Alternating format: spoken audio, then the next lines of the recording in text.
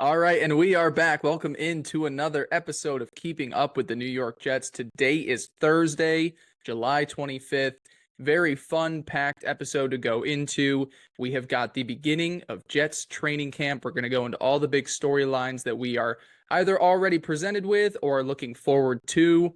We're going to discuss, obviously, Haasan Reddick a little bit at the top as well. Before we get to all of that, before I bring Theodore in, make sure to follow us on our socials at KUWTNYJ. Teddy is at Teddy Huncho. I am at Spring Blake. Theodore, I would be remiss if I did What not up? start this show by saying congratulations, my good friend. A Thank you very recently much. engaged man over the Yes, weekend. sir. Congratulations. How does it feel Thank to you. be locked down?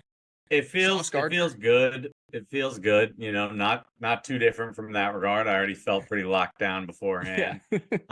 But definitely a lot of like anxiety building up to it, a lot of just like, can we just get to this moment so I can be Yeah. past it? And then now Right. we're there. So it feels great. Shout out Hannah, and yeah, we're Yeah. engaged. Hannah's the best. Congratulations. I know our show is just clamoring to know about each other's I know. personal lives outside. So have to fill them in when we can. Other than that, how are you doing? Are you excited that we've got camp back around? I am doing good. Yes, I'm very excited. I mean, this is what you wait for, right? It's like obviously now it's that 5-6 week period before actual games, but this is the true sign of the season starting back up again. We've almost made it, or in a lot of ways we have made it. But I will say I've started a few of these podcasts that we've been doing this summer with just my overall like thoughts on it being the off season and Rodgers didn't play last year, so now we're doing this whole thing again where we're just excited to see Rodgers play. And I do gotta say, like, I have such mixed emotions because while I am excited, this is also like the start of my personal hell because I just can't, like, I was just scrolling Twitter right before we jumped on, and like Yeah. people are tweeting memes, like, and like all these things, and I can appreciate these Jets fans who can just be so positive and be like, Aaron Rodgers is gonna come back, he's gonna dominate, he's gonna do all the things we wanted him to do, and it's like I love that, that's what I want, but I just can't bring myself to like actually talk about it or believe it until it Yeah. happens. So it's just gonna be like a whole nother training camp of just like, I really hope we can just get into week Yeah. one and get through a couple games and just like, let's actually get this thing off the ground as opposed to last year where it was just, you know, Charlie Brown trying to kick a football and then you pull it away from him right at the last Yeah. second. Like Yeah. that's kind of what last season was. So I am excited, but just seeing that picture of Rodgers at training camp, it just instantly I was like, I remember that picture last year. Like, let's Yep. just make this good. Yeah. So yeah. Yeah, the year that has happened since then was quite an interesting one for the Jets, and It was a ride. we have some positive things to talk about, but we do have to kick things off with, I think, the most important story thus far. We knew Haasan Reddick was unhappy with his current contract. We knew he was unhappy with it when he was with the Philadelphia Eagles, and we knew that he was wanting an extension with a new team. He skipped out on meetings, voluntary OTAs, and now is officially holding out of Jets training camp. I think what best represents the situation is what we've gotten from Connor Hughes, and he's very tapped in with the Jets side of things here. And it's a long tweet, so bear with me. But quote, the Jets made Haasan Reddick a contract offer before the trade from Philadelphia. It would have been a raise from the $14.5 million he was scheduled to make this year. So bump up the pay this year. They go on to say if that, they would love to convert non-guaranteed to guaranteed money, add incentives for sacks or snap percentages, things to raise his pay in 2023, but they were still, or 2024, but not committed to giving him a ton of money beyond that season. Reddick declined the offer. He was reportedly at the time when he was with the Eagles looking for a deal between $25 to $28 million annually. And the Jets just weren't willing to do that now. It wasn't that they weren't, going to consider it in the future. If he comes in 6 games and has a great start to the season, it's like, oh, this is a perfect fit for us. We have to extend him now. They just weren't comfortable doing it before he showed up to, put on a Jets uniform. Yeah. But so anyways, the Jets said, hey, let's convert the money, incentives. We'll get you in the building this year and we'll talk, in October about a potential future here long-term with the Jets. Quote, Reddick told the Jets he was on board with this. He would show up for the offseason program, minicamp, and training camp. He'd perform well early season, leading to an in-season extension, similar to how the Jets did with John Franklin Myers in 2021. So again, everything I was just saying there. However, quote, Reddick then skipped OTAs, minicamp, and training camp. The Jets are not willing to negotiate anything until he shows up. The Jets do not know when he plans on coming back. He will be fined for his absences. I believe it is $50,000 a day. It starts to get toward game check money as well, too, if he misses preseason games. So the numbers will start piling up. The only thing we've really heard from Haasan Reddick's side is that he doesn't plan on showing up until there's a deal. And it's ugly. Theodore, now that we're in training camp, we talked about this before. Now that we're in training camp, this is officially like the shit. Okay, he's very serious and dug in here. What are your thoughts, I guess, on it coming to this level now with training camp? Yeah, I mean, not surprising, I guess, just from everything we knew. But also, I did, in a lot of ways, still think he'd show up just because you do get fined so much when you're not in the building. I mean, $50,000 a day, like that adds up very quickly. You miss a month and a half, and then you're adding in the game fines. Like it really is not a sustainable thing to do for a player. And yeah, I mean, I personally it sucks for sure for the Jets, but I like their stance. I like that they're just holding their ground because, yeah, you gave up a draft pick for the guy, and obviously that makes people, a little squirmish and let's just get this guy locked down. But if you don't want to pay him that money and you came to that agreement, what leverage does he really have other than just, not showing up? And it's one of those things where I don't really believe that he's going to continue that forever, so it's he's got to show up at some point. It's also interesting, the very clear disconnect between sides, right? Where the Jets are saying, we're not even going to have a contract talk with you until you're here. We're not even going to flirt with that idea. Whereas he's saying, I'm not showing up until there's a contract. So it seems like they're very far apart. Which is unfortunate. We all want Haasan Reddick to be out there playing for the Jets, but I do I agree with the Jets side of things, which is just you gotta just come. What else can you really do other than just eat all this money and fuck yourself over in a way? Yeah. I think it's just what's unfortunate about it is it's just negotiating in bad faith. Hughes had another report as well, too, where he said he touched base with multiple sources inside the building who spoke with Reddick directly. And Reddick had told those sources that he would be there for the offseason program, minicamp, and training camp. Yeah. So not only are you eventually going to have to show back up and kind of be like, oh, everything's fine, kumbaya, you've already made a big stink within the organization and you have not showed up yet. Right. Yeah, it's not a good look for sure. And I mean, I do think the players have the ability in a lot of ways to, hey, it's a business. We can respect what this guy's got to do, separate the business from everything else. But you've never even been on this team before, and all of a sudden there's all these issues. It's an unfortunate situation, but it is one where people want to go out and clown the Jets for it. These things happen, but it's what else can you do when you had an agreement with the guy you expect him to show up, and now he's not. Exactly. I saw people trying to use this as how could Joe Douglas do this? And it's it's pretty clear that Reddick is just being an asshole here and kind of just going up back against his word. And it's not like Joe Douglas knows what's going on in the brain of every player in the organization or in the landscape of the NFL. He has no control over that. What was he supposed to have Reddick sign on a piece of paper? Yes, I will be there at training camp. It's not, it doesn't work like that. So I agree with you. It's not something that I think is a stain on what the Jets are doing. It's clearly just, to me, a stain on Haasan Reddick, the guy who is, look, he's not going to be a fan favorite. I'll tell you that when he comes in. Creating a stink Yeah. like this for a Yeah. team that has title aspirations, you want everybody to be on board. And I know that, guys have to worry about themselves and their money, but there's a way to go about that professionally. And he has not done Sure. that at all. Yeah, and I have seen a few comparisons to um Chris Jones, who missed the Yep. first couple of days of training camp last year on a holdout. I think Nick Bosa Nick missed the first Bosa couple did. days. Yeah. Um, Here's the thing, real quick.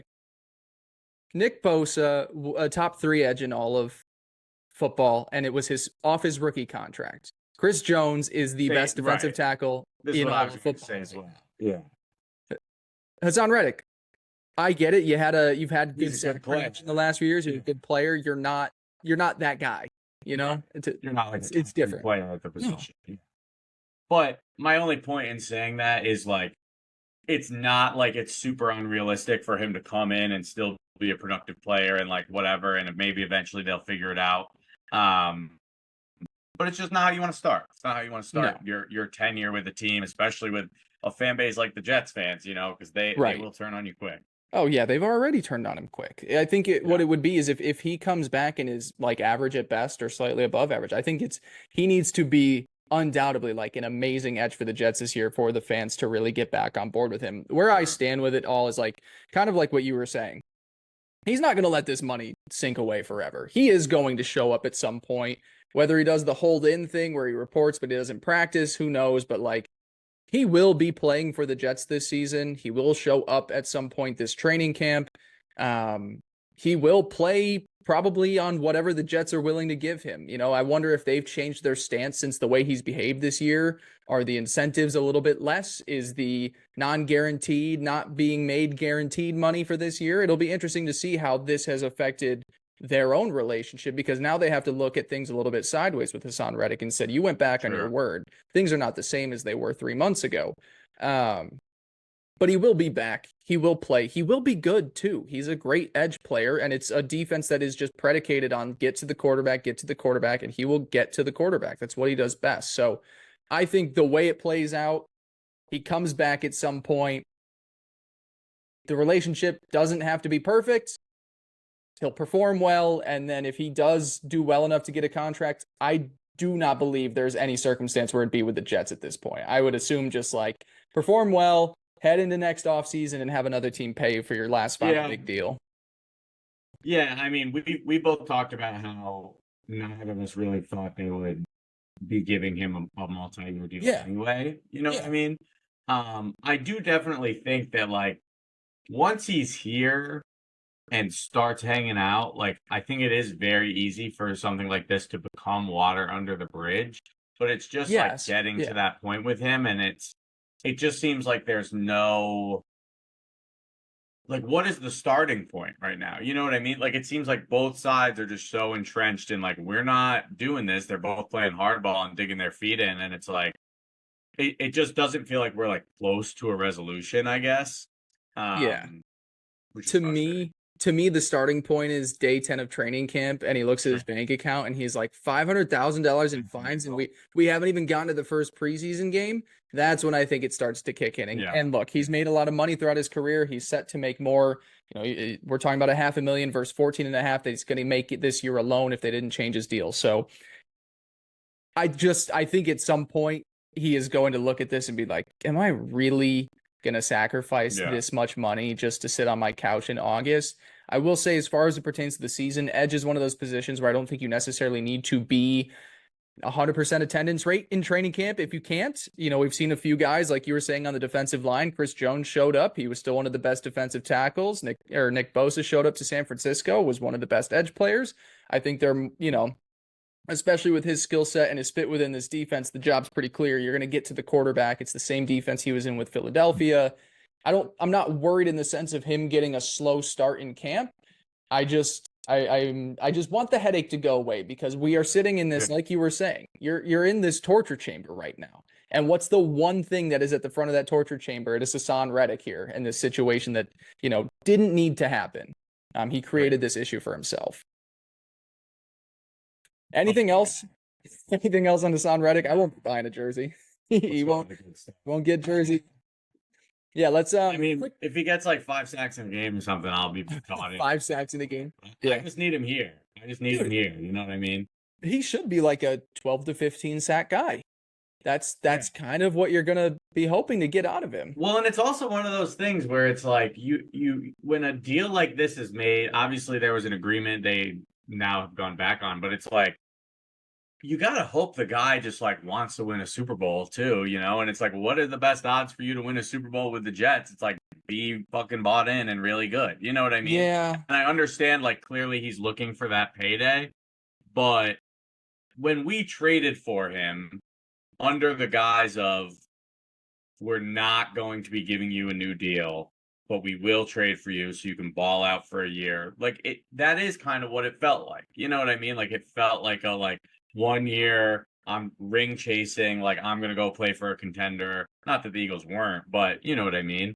And it's not really what's happened. So Yeah.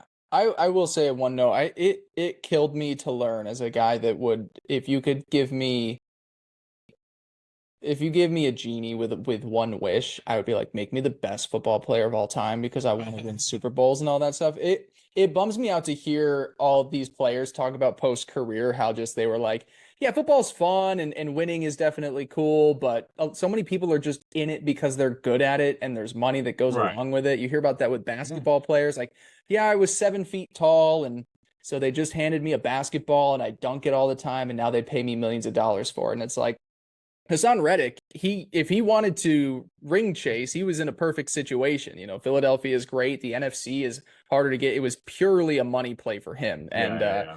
it's weird to see it play out like this. But I would assume we both expect him to be back at some point. Yeah. I can't imagine. We'll keep our eyes on it. I would think by the next time we record, I just can't. Holding out is so rare in today's NFL. Like the fact he's not showing up and eating a $50,000 fine is right. is Well, no. Or excuse me. Yeah, no, 50,000 a day, right? Yeah, a day. It's crazy. What's the new norm is holding in. There are so many players that, like Brandon Ayuk, shows up so he doesn't get fined and he sits there and he waits for his next contract. There are still those key players, but like I said, they're usually a guy where you're a top 3 at your position. CeeDee Lamb is not reporting to the Cowboys camp because he wants a fat contract. He's a top 3 wide receiver in football. Trent Williams is not showing up to 49ers camp because he is a top left tackle and wants top left tackle money. These are guys that will demand like top contracts, period. Though, if they were free agents, there would be a bidding war that would make them the highest paid at their position. And unfortunately for Haasan Reddick, he is not that guy. Sure. He's just not. All right. We'll talk about the edge room and guys outside of Haasan Reddick in just a little bit when we get to training camp storylines we are looking forward to. But just to do a quick roundup on some news and notes that we've gotten thus far from training camp observations or press conferences. Injuries along the offensive line. We obviously need a strong starting 5 heading into this 2024 season. The right side of the offensive line, Morgan Moses and Elijah Vera Tucker are doing individual drills right now. They are sitting out from team drills, but should be back shortly. So it's more of just serious injuries. I believe, was Morgan Moses a pectoral, I believe, that he had, a torn pec last season that he played through. AVT, obviously, the season-ending injury against the Broncos last year. So they're expected to be back shortly, which is good. Definitely want to get some. That's one position group where I say edge. I'm not too worried about showing up and getting full training camp. And offensive line, I want my 5 guys out there for 4 weeks so they're comfortable playing alongside each other. So. Last year, like remember last year during Hard Knocks, and this was one of like the first like really big stories I feel like. And it was like the Jets O-line is not looking good, you know, and it was you just like looked at who was available to actually practice, and it was like, well, yeah, like they're not looking good. Dwayne Brown wasn't there. They only have 1 out of 5 starters out there, which, you know, that's not a great excuse, but it is like, hey, at least maybe we have some better players. But that's something that certainly the Jets want to avoid this preseason, right? Like, definitely. Best case scenario, as we've talked about, is continuity, and it's having these guys take rep after rep after rep together with the guys that are actually going to be out there. So to see these 2 like are expected to return soon to team, like that's awesome.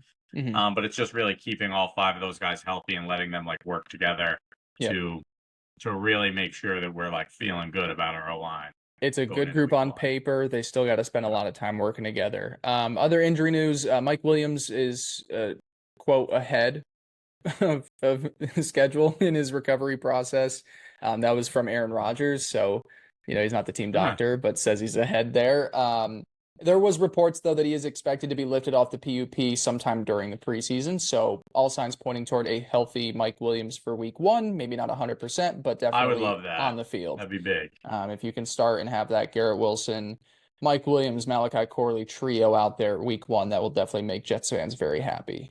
I have a note on here that Aaron Rodgers was indeed fined by the Jets for his trip to Egypt, but I don't really think I want to talk about that. We can just move on. Yeah. No, me neither. Okay, perfect. All right, let's talk about training camp, things that we are looking forward to see. I have 5 things here. If there's any honorable mentions at the end that we want to go through and discuss as well too. I just want to talk about some of the exciting points of this roster, position battles, what the depth on certain position looks like. I think the big thing that everybody is always excited about when it comes to training camp is the rookie class. And we have 3 Yep. guys here in particular that I think eyes will be on heavily, because 2 of them are skill players. The other is, as we were saying, is important in offensive line. So let's go into these 3 guys. Is there one that in particular that you want to start with first and talk about maybe your excitement or what you're looking for in training camp out of them? Sure. I mean, I think the way you have him here with Olu Fashanu first is good with me, just Yeah. because to me, Olu Fashanu really is, or at least during the pre-draft process, was like hyped up as this guy who was pretty ready for the NFL, right? And to chipper. go into a situation where the Jets, where you look at the offensive line, you kind of say, all right, well, there's not somewhere that we're just going to easily slot you in on the starting lineup, I'm just a little interested to see how that plays out, because he's not a guy who's going to be playing guard, right? Am I correct in saying that? Yeah. So it really just, you're going to watch him, and his playing time is going to depend on Morgan Moses and Tyron Smith.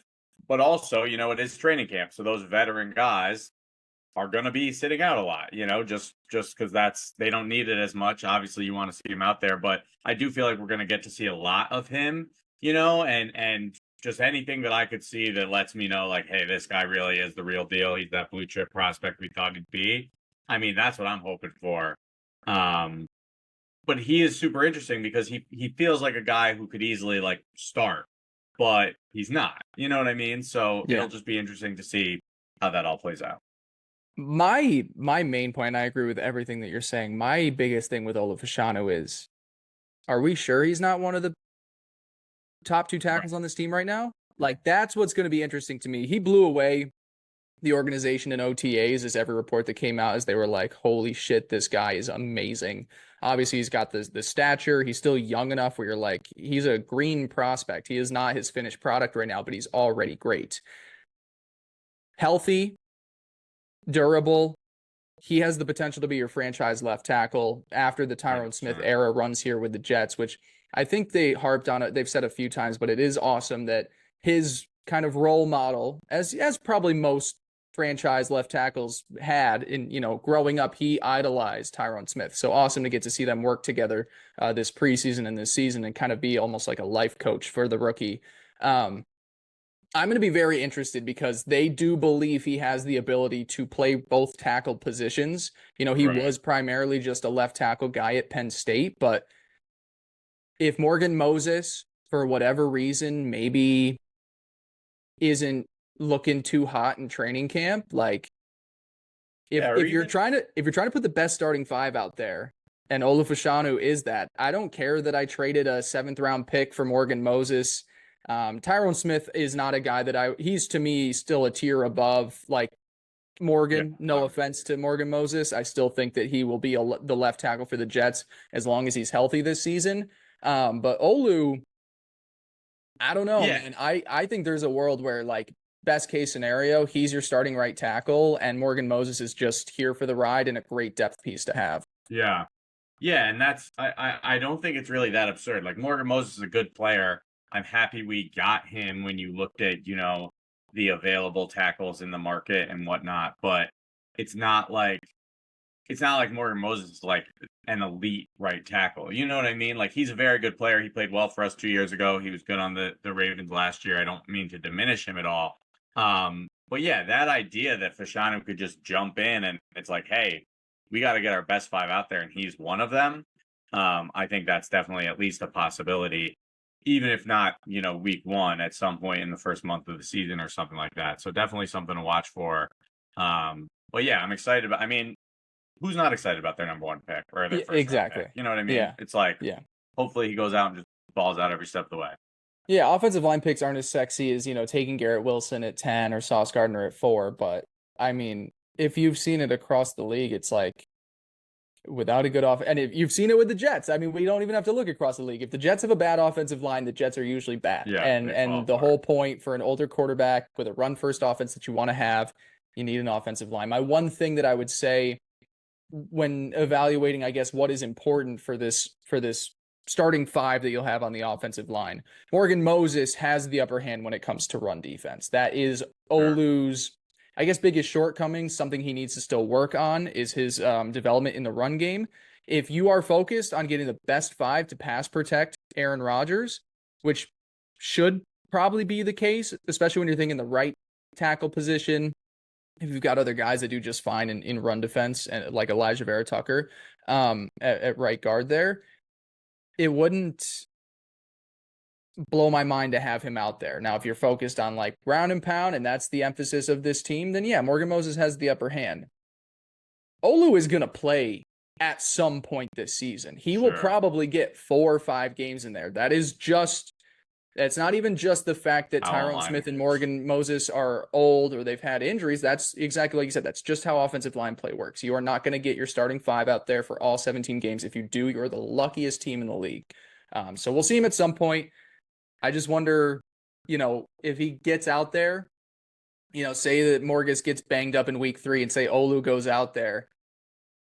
Maybe he just takes that spot for good because he's that impressive when he's out there. So definitely excited to see the 11th overall pick take the field this spring or this summer and see how he performs early on. Definitely something we'll be watching in preseason specifically.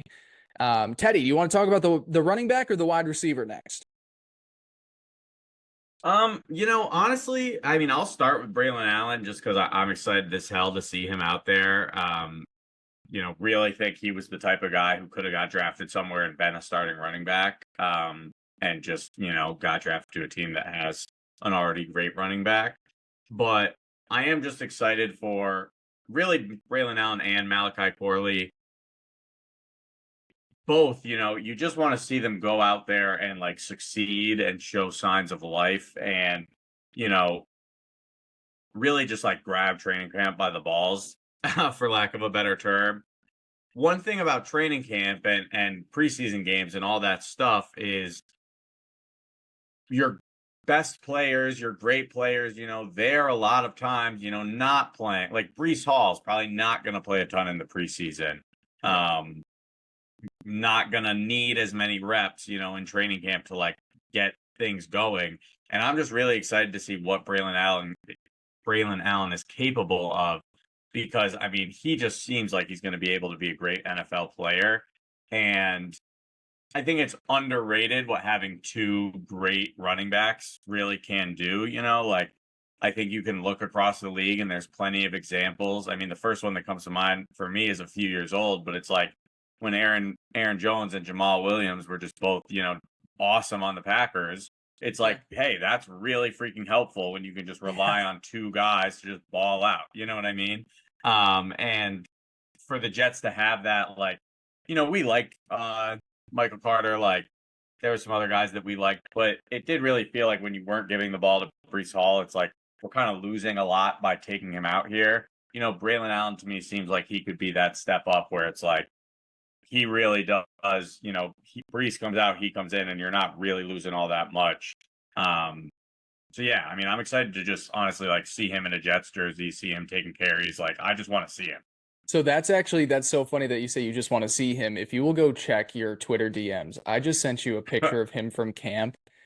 I don't think we have talked about how big of a fucking truck He this is a guy is. wide boy. Dude, he looks insane. Dude, and the black visor, like how swaggy can you look? He is a full, I believe he was 245 coming out of the draft. I mean, that is a machine right there. And yeah, he's going to be fantastic. You know, I don't Yeah. think he's not going to be like a top 5 running back in football kind of guy, but to me, early on, if you've got this guy to just take a little bit of the load off of Breece Hall, I mean, that is a bruiser between the tackles, but he's also a pass catcher. Wisconsin does a fantastic job getting their running backs to be secure with the football, great with their hands kind of catching the ball as well too. I think Rodgers hit him a couple times in practice today already in the passing game. He is just going to be somebody that earns a lot of respect from Aaron Rodgers because he's going to be so reliable. Now, it might not be something that comes out week 1 or week 2, but I think as the season goes along, when you are a playoff team that is hopefully leading a lot in the games as well too and trying to secure wins, the 1-2 punch of Breece Hall and Braylon Allen could very well be one of the best 5 Yeah. duos in football. Like it's going to be great. He's good. He is going to be a fantastic running back for the Jets. What I really like about his skill set, I mean, I love that you said what you did about his like catching ability, because that's obviously, you know, there's nothing worse than when you see a running back just drop have passes stone all the hands time. and can't Yeah. catch the ball. But what I love about him for Breece is Breece, you know, I've talked about this before, but he's that all around player, right? Like he can do it all. But I think like with his size and his power, it's pretty easy to be like, yeah, he's, you know, kind of more of a power back, and then you pair him with like a Michael Carter. And I kind of felt like sometimes we had to rely on Breece to be just the running back so often, and then we try to spell him for, you know, pass plays or long third downs, and it's like throwing to these other guys, it's not as exciting. Like Breece is really going to be able to take more plays off, you know, when it's just, hey, we need someone to run right between the gut and run between the tackles, and really just kind of emphasize more of his pass catching ability. Because I mean, Breece, it really does have that skill set. Like he's so good at catching the ball out of the backfield. So yeah, I'm just like this duo to me is just like two huge, fast, speedy guys. You know what I mean? Like they both have everything, and it's just immensely exciting. So yeah, oh man, that was a sick picture. And so what's the deal? He's wearing 0. Yeah. Like that's so awesome. cool and badass. Yeah, it is. Yeah, I'm very excited. I said my hot take on draft day, because I'm typically anti paying running backs big money. My take was like he'll make the decision to not pay Breece Hall one day an easy one. Like that's years away from happening, but I mean, if you have this duo here for the next couple of years, now it makes life easy. Running backs like that make life easier for the offensive line, the quarterback, everybody. It's kind of like when you would talk about when Robert Saleh would talk about one hand washing the other with the pass rush aiding the corners. It's like Right. Great offensive line, you don't need great running backs for.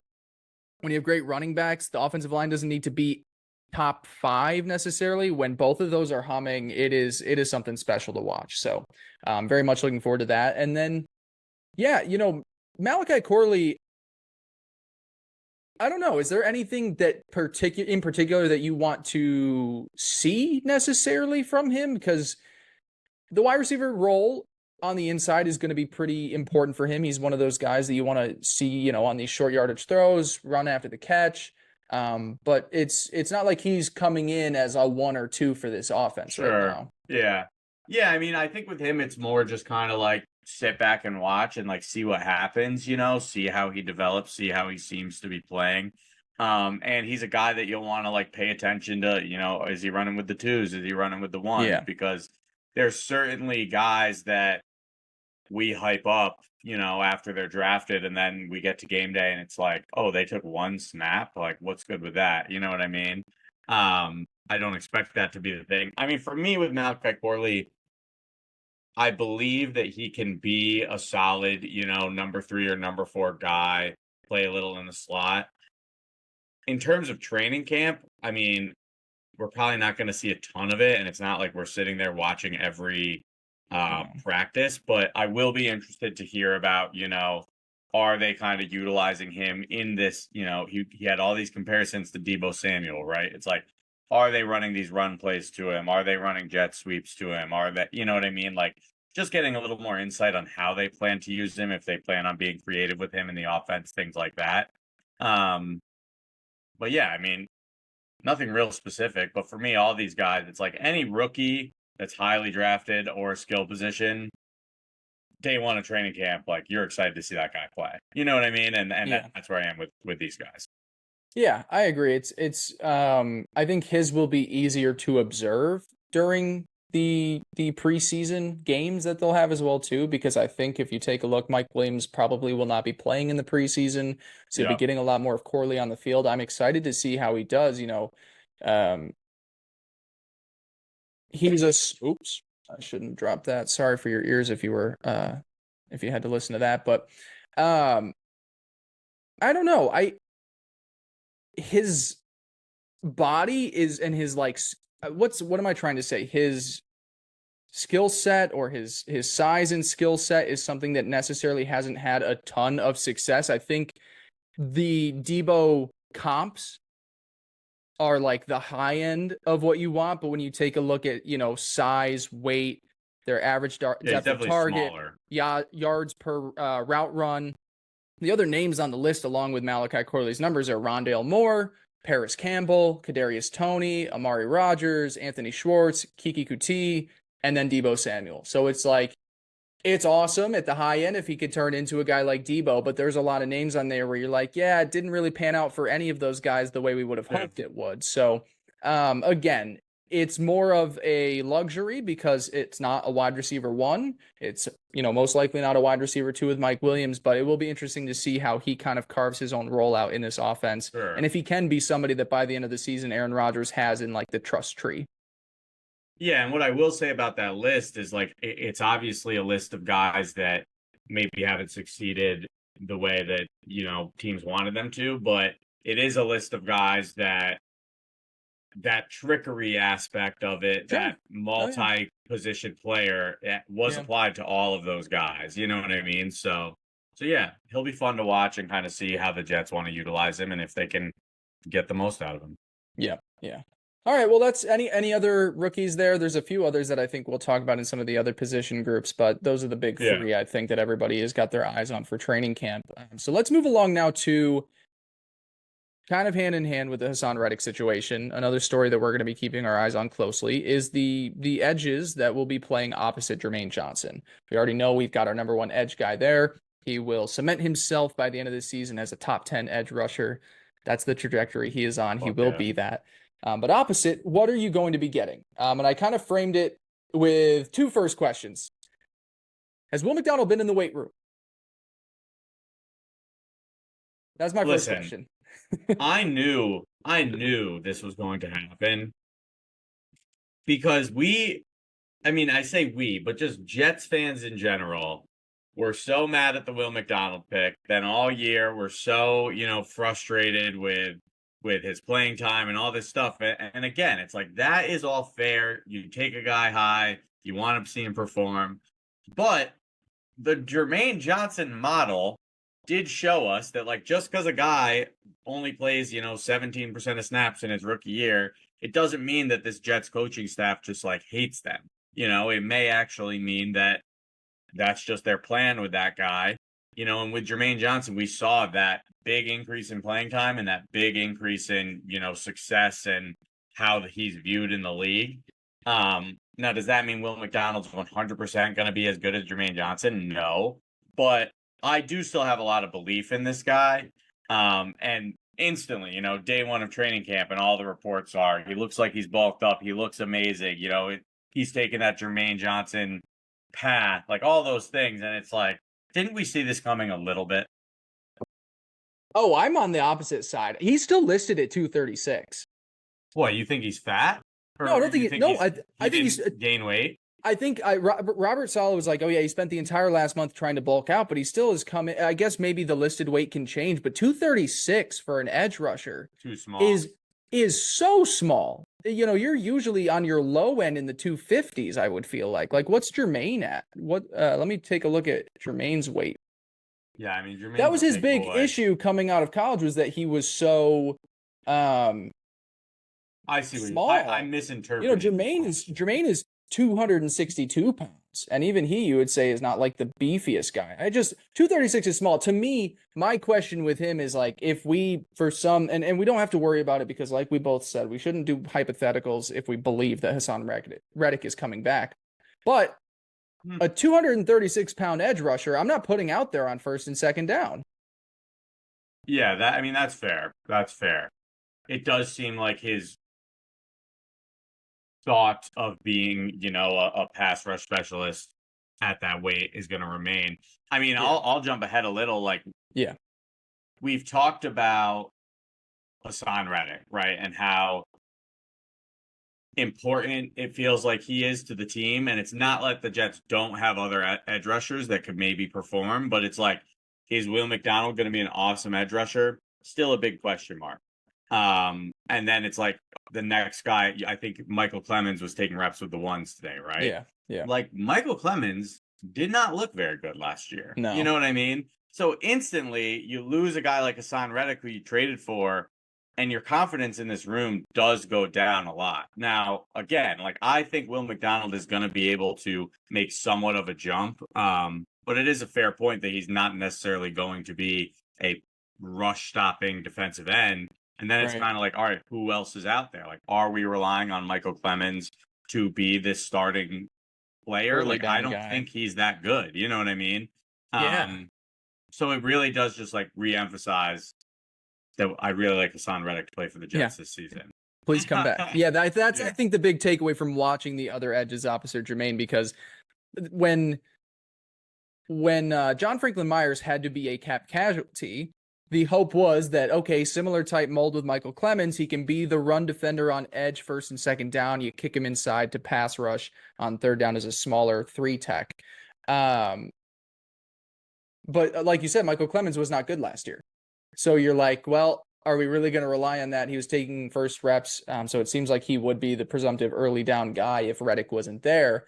I guess the sum of all the parts is still good at the end of the day. Like I said, it's not like we're looking at our number one edge and being like, wait, it's the combo of Clemens and McDonald. Like, they are the number twos, and they're probably both going to be bench guys because we shouldn't be living under this hypothetical. Haasan Reddick will be back playing for the Jets, but it is one of those things where you're watching, you're like, I'm still going to be nitpicking Will McDonald here a few years from now. If he is just a third down, pin your ears back and go get the quarterback.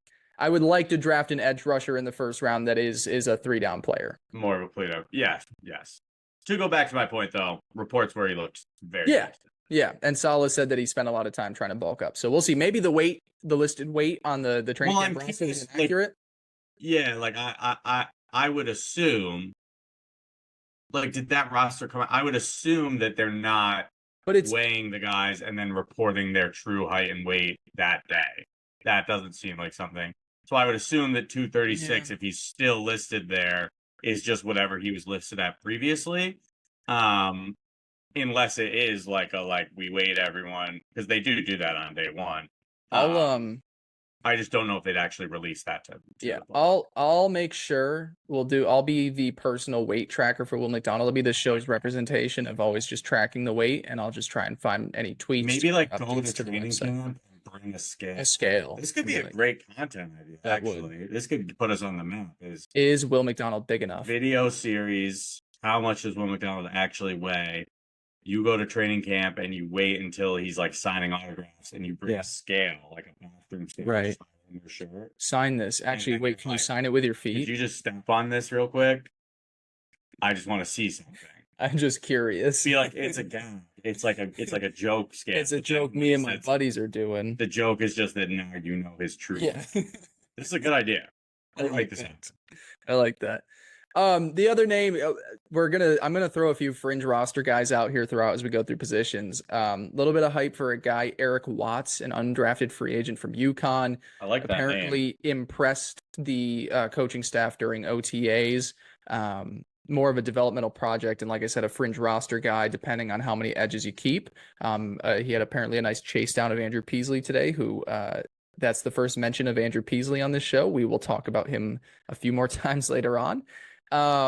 just a guy that, when and I think we'll do an episode where we predict 53-man rosters. Maybe we'll even do that next week. If the Jets keep 5 pure edge rushers, I think he would be the number 5, but just a name that we've heard a little bit of. Obviously, we have lost our most recent UDFA project in Bryce Huff to Philadelphia, so maybe a new one can slide in here with Eric Watts. Moving on. One hand washes the other. We go from the edges to the cornerbacks. This is something that about this one prompted, last week's episode prompted me to think about as far as this training camp. It's not necessarily something that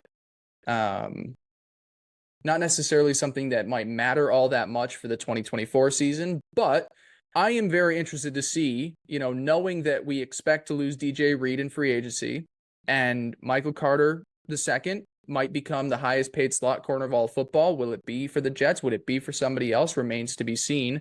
I am just interested to see, is the next wave of Jets starting cornerbacks at both slot and the outside somewhere on this depth chart already? Quantez Stiggers, say that name carefully, from the Canadian Football League, had a nice pick off of Andrew Peasley today in practice.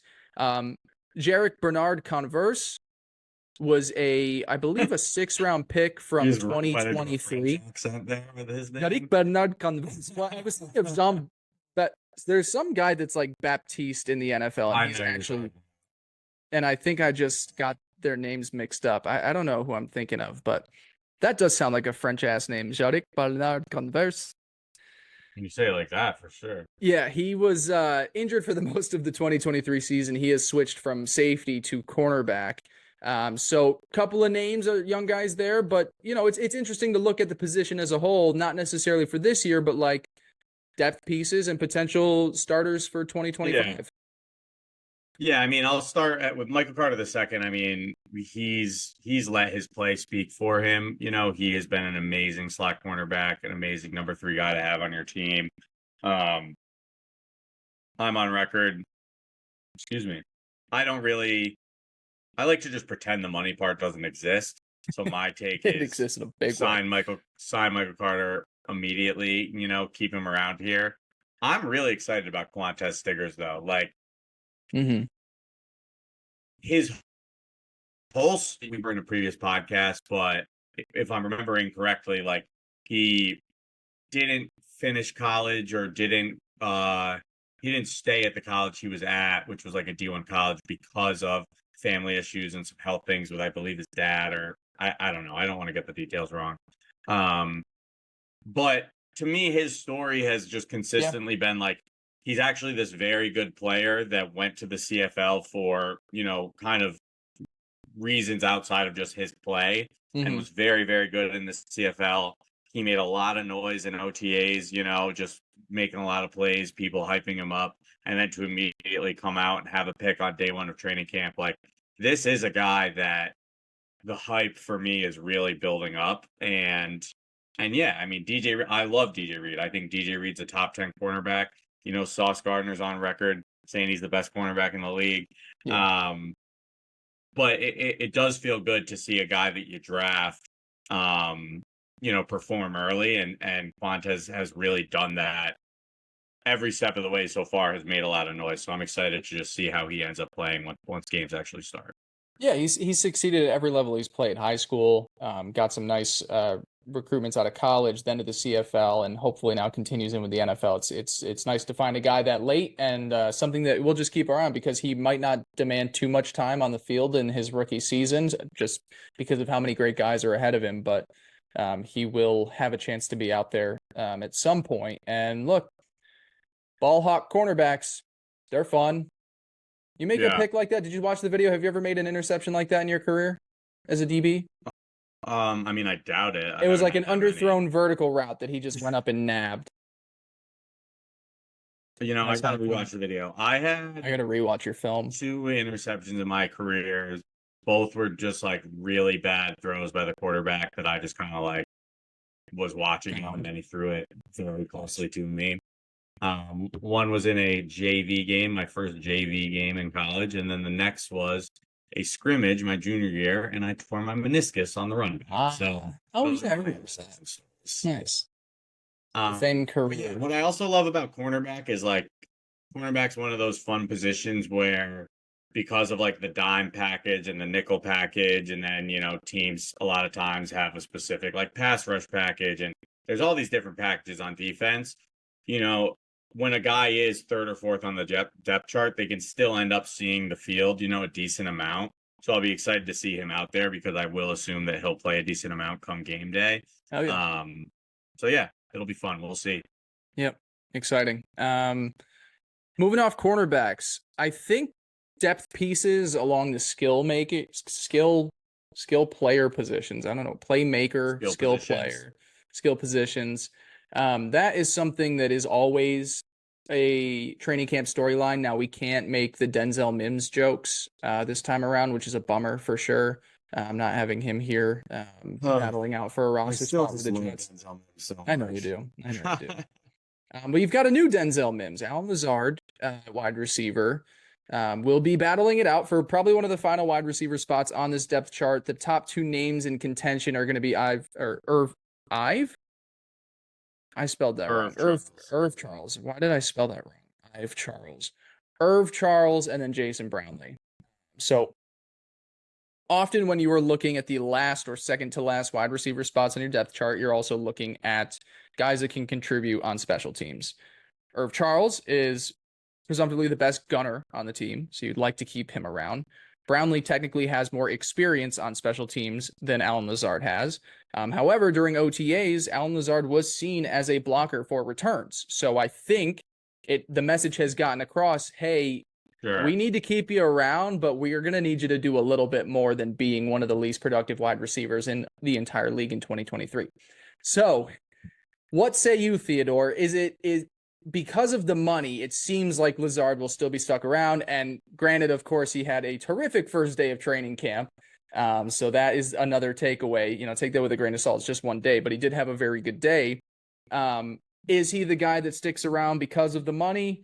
Or are they going to give it to one of these younger guys and just say, hey, we're going to cut our losses here with Lazard?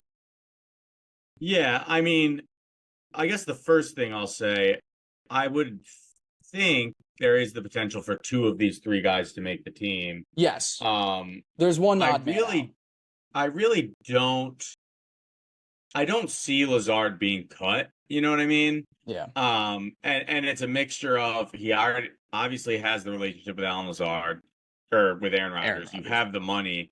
And then I do like I dislike Allen Lazard as much as the next Jets fan after last year. You know what I mean? But there is that aspect of like him playing with Rodgers does give me more confidence that he can at least be like a contributor on the team. Yeah. These other guys, Irvin Charles, Jason Brownlee, it's like, it's nice. Charles is a good special teams piece, good gunner, especially when we no longer have, who was the guy? I feel bad I'm blanking on his name, but he was like a linebacker who we signed just to be a special team. He's been the special Justin Hardy. Yes. We no longer have Justin Hardy, who was like an elite gunner and was on the team specifically for that reason. To me, Jason Brownlee is a name that, it was exciting to see him make the team last year. Yeah. It was exciting that he got all of that camp buzz, and made plays and all that stuff. But doesn't seem really to me like someone who has a ton of staying power. Like, yeah, he never really earned more time. He never got on the field a ton. When he did, it's not like he was out there making a ton of plays. Like, I don't have a ton of confidence in Jason Brownlee. And now that like the initial, UDFA story is kind of over, it's like, you know what I mean? You kind of lose some of the appeal. I do just want to point out, I mean, Xavier Gibson, not a guy on this list. Obviously, he was our punt returner, kick returner last year. I don't know. I'm looking at the depth chart on ESPN. They have Xavier Gibson listed as one of the three starting receivers, which doesn't seem like that will hold to me. No. I would assume poorly over him. And I would expect his role on the team to also at least be a possibility for a cut candidate. But do you feel differently about that? Yeah, I would assume that it is just down to these three. And let me pull up as well, too, because I was reading from, and I must have deleted I it. do think I don't even mean in terms of like getting cut, because I do think that Oh, Gibson's but return is his role ability, redundant? but I do think that like Gibson's not going to be getting a ton of reps at receiver. You know what I mean? Like I don't expect that. Um, but it's just interesting to see him on this depth chart being ranked as a starter. Yeah, let me see what I was reading. I was reading an athletic piece from Rosenblatt today, and he was talking about Gibson. Yeah, it says he has it. His report is Garrett Wilson, Malachi Corley, Xavier Gibson, and Mike Williams should be viewed as locks for playing time. So, and that was in the conversation talking about these potential cuts. So I don't know. Maybe it is one of those situations where if Corley is a little bit slow to get things going, Gibson is that number three that's kind of working the middle of the field. Sure. Um, Yeah, I guess I'm not saying that's incorrect, because that very well to me, I see more of like, if you're going to start three players and Corley's not going to be that guy, to me, I would expect Alan Lazard to get those reps, and then well, you move that's in, Garrett Wilson into the slot or something. But yeah, it'll really just depend on how productive he can be. But the the reason I bring this up is similar to Brownlee.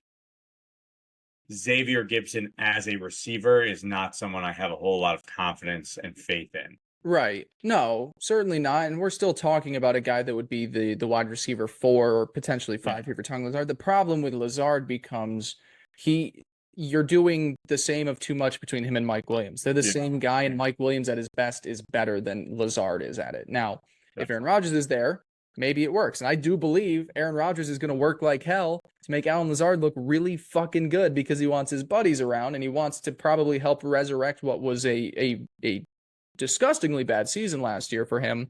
But I think when you're talking about where you're positioning guys on the field, like, yeah, you could kick Garrett Wilson in, but Mike Williams and Alan Lazard on the outside are kind of just Right. doing the It's just the same same thing every thing time. twice. So I feel that. maybe they're just trying to diversify things more. I think because of the money alone, I think that Lazard will stick around, which means you probably are going to lose Brownlee.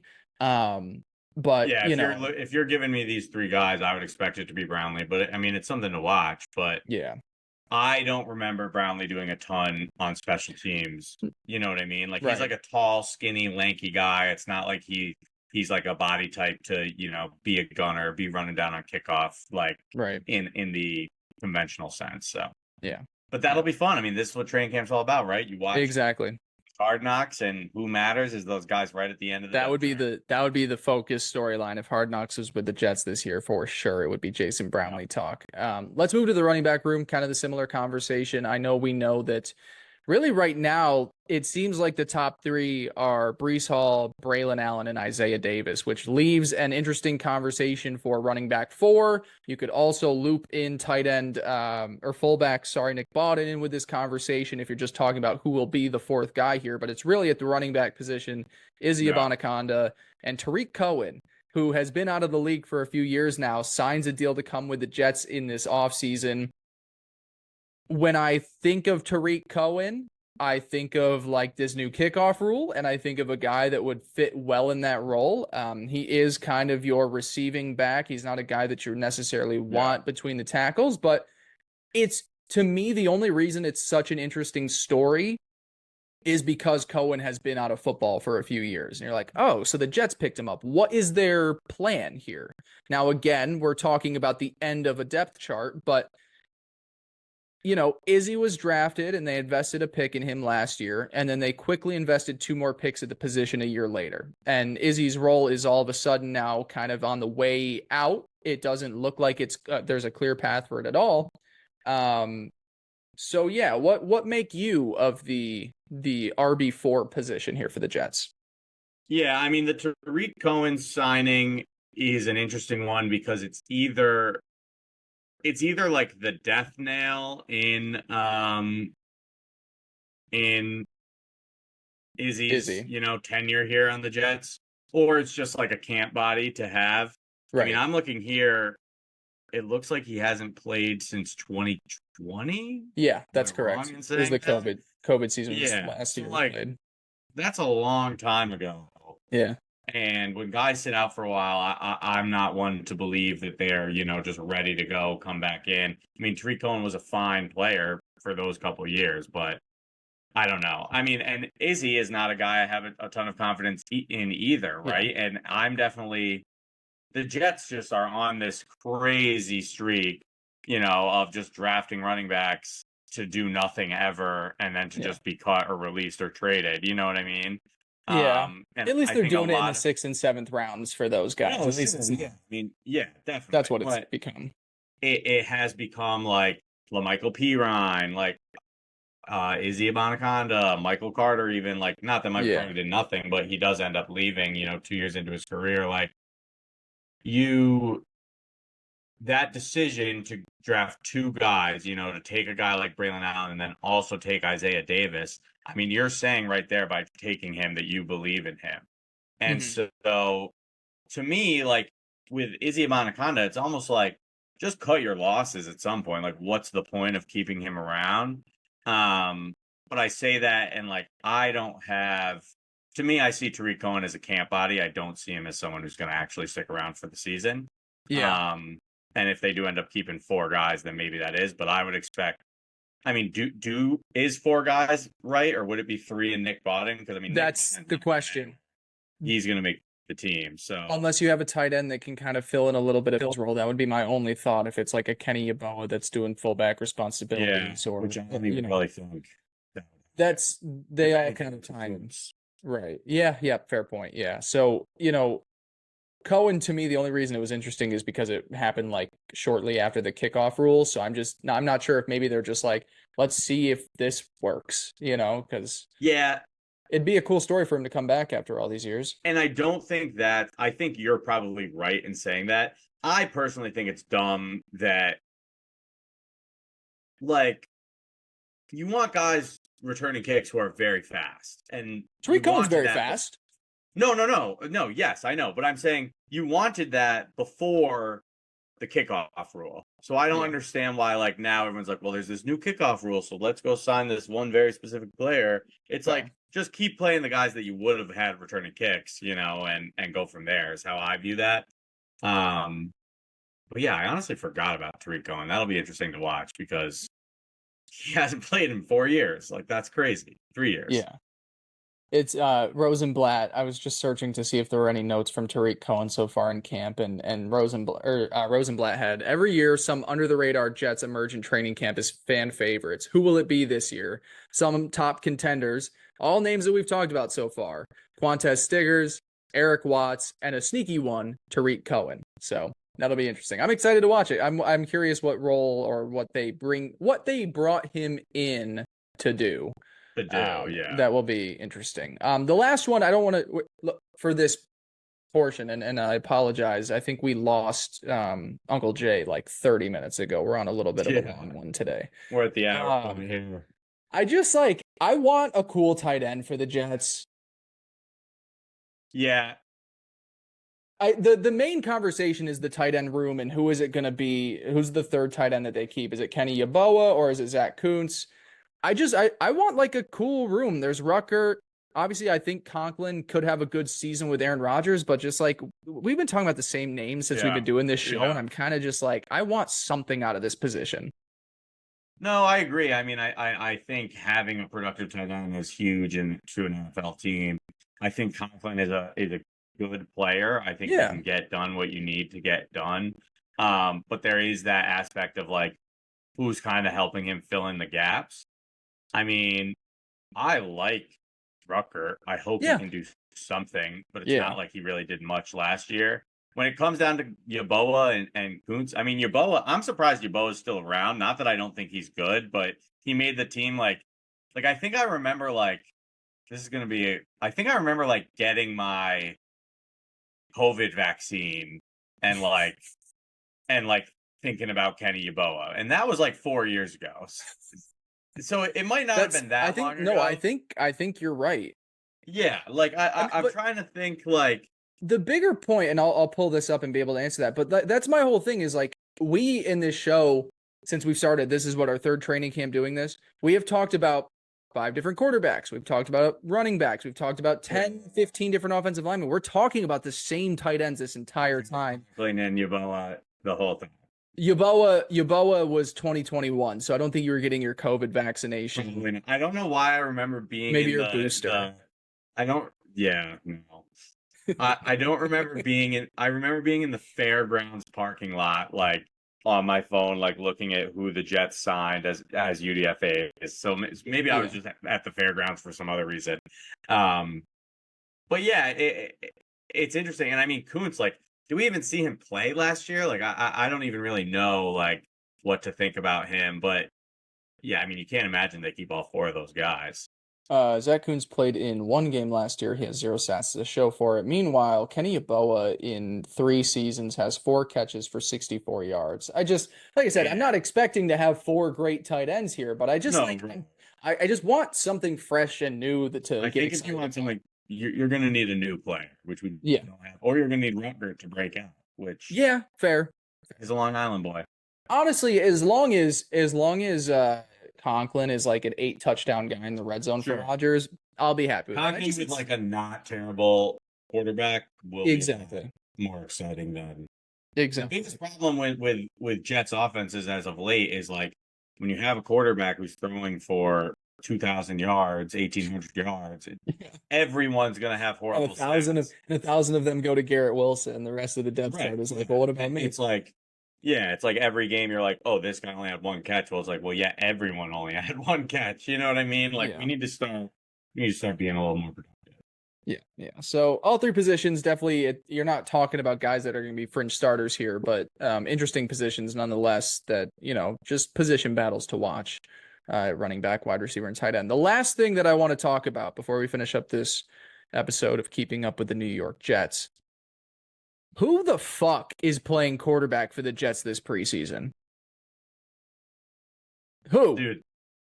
Here's the rundown. Here's the concept. Aaron Rodgers, don't touch a field until Monday Night Football against the San Francisco 49ers. Do not step on a fucking field with other teams that are going to try and hit you. Just don't do it. Last year we got the drive. We all wanted it. There's none of that this year. We don't need it this year. We don't. You know what we also don't need? Tyrod Taylor doing that same thing. Because what happens in a scenario where you lose Aaron Rodgers, you need Tyrod Taylor. If you, for some reason, lose Tyrod Taylor in the preseason, hey, guess what? The guy that you drafted in the 5th round, Jordan Travis, he also is not healthy. So this preseason, I've talked about him a couple times. Andrew Peasley, show us what you can do. I guess, yeah. I mean, you're putting my brain in a pretzel, and I really got to say, like, it is sad how scarred we are as a people and as a group of people because, like, to me, what I think the answer is that I think Tyrod Taylor is going to end up playing in the preseason a decent amount. I think Andrew Peasley will play. Maybe they get another body in there. Because you're saying they don't have anyone else at the moment. Like, it's those guys. I assume Jordan Travis isn't. He's not healthy. Right. But I'm saying they can probably bring someone else in, maybe. You could bring someone in, but they don't have one right now. They got nobody. Right.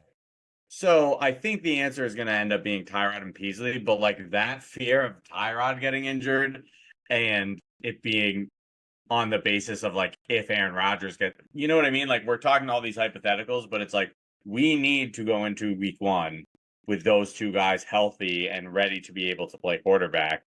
So yeah, I mean, this will be a great thing to watch. It's early; it's day 1 of training camp, but this will be a great thing to talk about. Basically every week until we get to the first game because it is a super hilarious and interesting question. I don't even care if you want to play Andrew Peasley every snap. I think they should do it. It's funny you say that. I don't remotely care about preseason. Like, I don't care about getting the boys, used to each other. Like, all I want is for Aaron Rodgers to play a full season. And if not playing the preseason is the best way, like, that's what you're going to do. You know what I mean? It's a new level of a scarred fan when you are saying that you don't want the backup quarterback to be playing in preseason. Like that is crazy. We're at this point, but you can't do it. It's also like, dude, don't do him it. in. We Don't need do him. it. We might need Tyrod Taylor. I'm not putting him out there. Yeah. I wouldn't do it. So Andrew Peasley, undrafted free agent out of Wyoming. I think he played a little bit at Utah State. We will get to know a lot more about you as this summer goes on. I will say, I don't know what he's doing. Let's call up Chris Streveler. What's he doing these days? I'm fine with it. Chris Streveler. Let's see what he's doing. He is. He's in the CFL right now for the Winnipeg Blue Bombers. A little busy. He's one of those guys who like came in, like had a drive. Everyone got really excited about him, and it's like this is not remotely an NFL quarterback. Oh, it was Thursday night against the Jacksonville Jaguars, which the Jets, I believe, still went on to lose, but they took Zach Wilson out. Streveler ran the ball like 6 times on that drive, and they kicked a field goal, and it was like Chris Streveler season. So yeah, he is. He's with the Bombers right now. So I think he will be available. Yeah, the Ithaca Blue Bombers. Yeah, it's gonna be funny to watch how they handle the quarterback position this preseason. I wouldn't play anybody except Andrew Peasley, and I'd play him every snap. Now that sucks for some guys. If you're, that fringe wide receiver trying to earn your spot, and you got Peasley throwing you balls in preseason games, hopefully you showed enough during camp. Without the pads on. End up seeing time. You think? Yeah, I'd be so nervous. But I just think that's normal. All right. Would be playing him. All right. Well, we'll see. Maybe we will. We'll see. All fun things to watch as we're here on day 1 of training camp. Anything else that you're like, oh, I want to see that. I want to see this. No, I want to see Aaron Rodgers play 17 games and then the playoffs and then the Super Bowl without getting hurt. I think the only thing I'd want to see is I want to see who, if anybody outside of Nathaniel Hackett starts calling plays at any point during training camp. That would be the only other thing. It's one of those things where, like, there are offensive coordinators who don't call plays, obviously. So it's like, it wouldn't be that shocking, but it's almost. But they usually, those guys usually have offensive-minded head coaches. Sure. Sometimes it's like the QB coach, though, who calls plays, but there's no one on the Jets you would even really trust to do that. I mean, it's going to be Aaron Rodgers. We all know it. Even the players say it. It doesn't matter what the play is. Aaron Rodgers calling the play. Yeah. Well, we just got to live with that. It is. It's an exciting time, Teddy. I love that we're every week I say we're basically here, but the fact that we've got all teams reported to camp, everybody's playing. When we record next week, it'll be, or at least when we release our podcast next week, a month. I guess depending on regular season. It will be August. It'll be August. Holy shit. We said about more than a month. I think we're 6 weeks away. Yeah. So next week it'll be 5 weeks. I'm excited. I'm bricked up. Thank you guys so much for listening. Again, follow us on our socials at KUWTNYJ, Teddy at Teddy Huncho. I am at Spring Blake. We appreciate you. We love you. And we'll talk to you next week. Peace.